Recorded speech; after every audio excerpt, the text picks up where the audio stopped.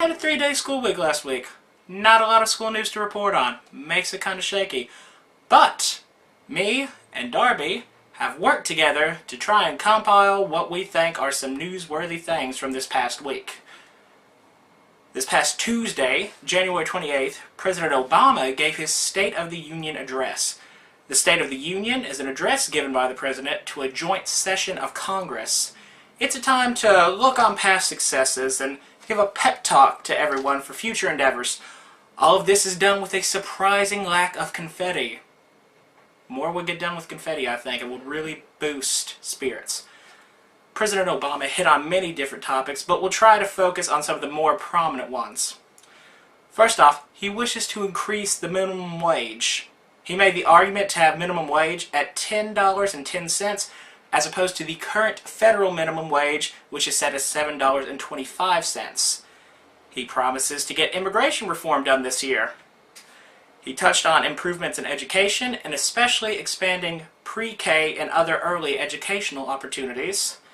There was mentions of Obamacare and all of its baffling glory. What he touched on was clean energy alternatives, something that has been a very big thing for him ever since he began his presidency. But the biggest thing to take away from this year's State of the Union was President Obama's claims that he's willing to go it alone, saying, "Whenever and wherever I can take steps without legislation to expand opportunity for more American families, that is what I'm going to do." Bold thing to say, seeing as our country operates on 3 branches of government, not just 2, and certainly not 1. President Obama says he wishes to move on without Congress the same way J.K. Rowling says she wishes that Hermione would have moved on without Ron. 7 years after the fact, the author of the Harry Potter series, J.K. Rowling, says she made a mistake having Ron and Hermione end up together in the very end. Rowling made this revelation in an interview that Emma Watson, actress who played Hermione Granger in the hit series, conducted with her for the entertainment magazine Wonderland. Rowling says, "I wrote the Hermione-Ron relationship as a form of wish fulfillment. That's how it was conceived, really, for reasons that have very little to do with literature and far more to do with me clinging to the plot as I first imagined it." Hermione ended up with Ron. She goes on to say, "I know, I'm sorry, I can hear the rage and fury it might cause some fans, but if I'm absolutely honest, distance has given me perspective on that. It was a choice I made for very personal reasons, not for reasons of credibility. Am I breaking people's hearts by saying this? I hope not." My heart's a little broken. Come out 7 years after the fact and say she made a big mistake. Bit of a shocker. Can she say that? Sure, you know. Once you've written your own award-winning book series and had it made into movies, you can say what you want. The only iced-over relationship that happened this past week, thousands of drivers in Atlanta and across the southern United States were trapped on highways, byways, and in their own driveways as everything was iced over. The accumulation in these states, such as Georgia and Alabama, amounted to about 3 inches, but as where this may not be a problem for us here, it's a problem for them, because many states, such as Georgia and Alabama, don't set aside budgets for ice and snow removal because it hardly ever snows there, making this quite the ordeal. It was truly a difficult day for commuters on Wednesday, January 29th, after miles of iced-over roads in metropolitan Atlanta turned into virtual parking lots, trapping thousands of commuters, truck drivers, and students in buses overnight. Another topic of snow and ice, but in a much more positive light, are the Winter Olympics coming up this Thursday. The 2014 Winter Olympics will be held in Sochi, Russia this year. We're talking hockey, skiing, figure skating, bobsledding, other ice and snow-related sports. However, an Olympic snowman building contest is still not part of the games. I guess they just don't want to build a snowman. But the Winter Olympics aren't as white as snow. Rather than attention on the athletes themselves ahead of the 2014 games, the discussion continues to boil down to the looming terrorist threat in Sochi, Russia. After public threats from prominent terrorist groups and at least one report of security breach by a possible female suicide bomber, Representative Mike McCall, the chairman of the House Homeland Security Committee, urged potential visitors to use caution, as CBS News reported. Hopefully nothing will come of these threats. Going into the limelight of entertainment, we find Justin Bieber. The Canadian-born pop star has been in the limelight this past week, and for all the wrong reasons. Bieber was arrested on a DUI charge this past week in Miami. His arrest led to the quickly circulated mugshot photo and his fans heading to Twitter to showcase their support of someone driving under the influence. After the DUI incident, Bieber turned himself in at a Toronto, Canada police station on January 29th, facing an assault charge from an encounter with a limousine driver in December. People became so fed up with Bieber's antics that they took to start a petition to deport him on petitions.whitehouse.gov. The petition actually gathered the number of needed signatures, which means that the President of the United States is required to look at it. How the President actually has to sit down at his desk and look as hundreds of thousands of Americans actually sign something to deport Justin Bieber. However, the petition to investigate the mismanagement of the West Virginia water disaster by the state and county officials, as well as West Virginia American Water, still needs 85,925 signatures the last time I checked. Now, earlier in January, chemicals to clean coal were spilled from tanks belonging to Freedom Industries. The chemicals infected the water supply for much of Charleston, West Virginia, and the surrounding areas. The chemical spill postponed schools for days, shut down businesses, made the water undrinkable, and was all around a very large-scale disaster. But hey, we've got our priorities straight on this one. Deport the Canadian, drink the water, chemicals don't hurt you. Yesterday marked one of the greatest events in the history of American sports. That's right, folks. The Puppy Bowl. Yesterday marked the 10th annual Puppy Bowl. The Puppy Bowl is sponsored by Animal Planet and is made in an attempt to encourage the adoption of the puppies showcased in the game, as well as to encourage adoption of the puppies and pounds across the world. And quite frankly, it's adorable. What more could you want? You've got puppies playing around in a small fake stadium for a few hours to score fake touchdowns and play with toys.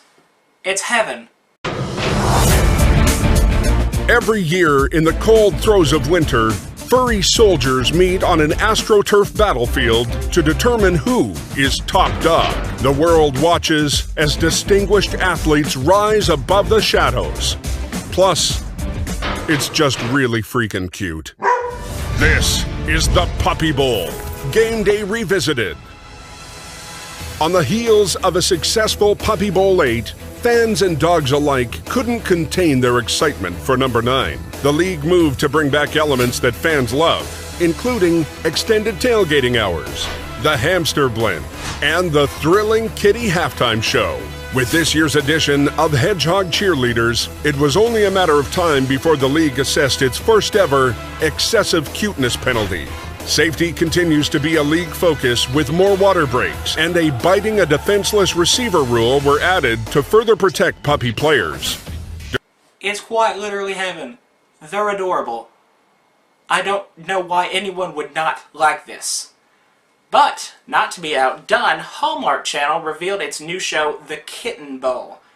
The Kitten Bowl strives to accomplish the same thing the Puppy Bowl does with adoption, but with cats. The Kitten Bowl is more laid back and neutral because cats really just don't care about a lot of things.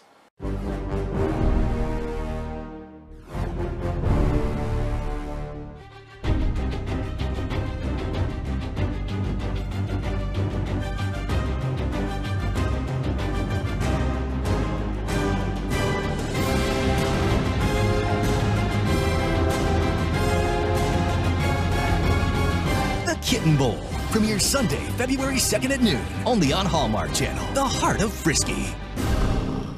Finally, Philip Seymour Hoffman, perhaps the most ambitious and widely admired American actor of his generation, died on Sunday at an apartment in Greenwich Village. He was 46. The death from an apparent drug overdose was confirmed by the police. Mr. Hoffman was found in the apartment by a friend who had become concerned after being unable to reach him. Investigators found a syringe in his arm and nearby an envelope containing what appeared to be heroin. Mr. Hoffman was long known to struggle with addiction. Hoffman was known for his roles, most notably in The Master, Doubt, Mission Impossible 3, Capote, Along Came Polly, and most recently, The Hunger Games: Catching Fire.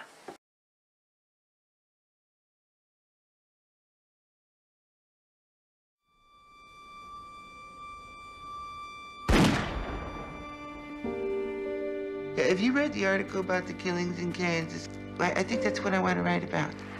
Hello, my name is Truman Capote.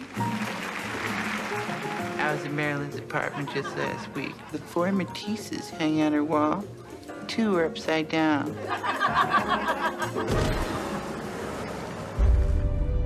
Kansas Bureau of Investigation, KBI.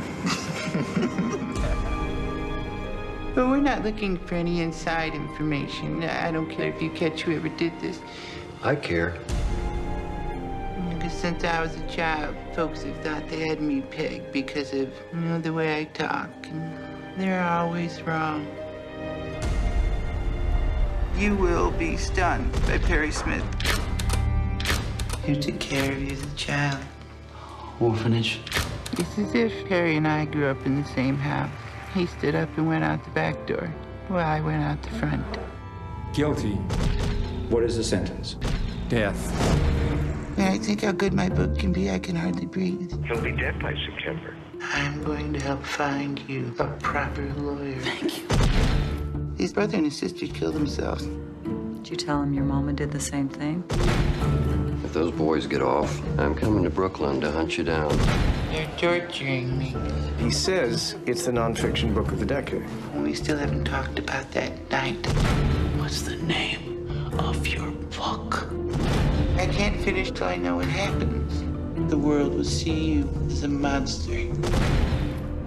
I don't want that.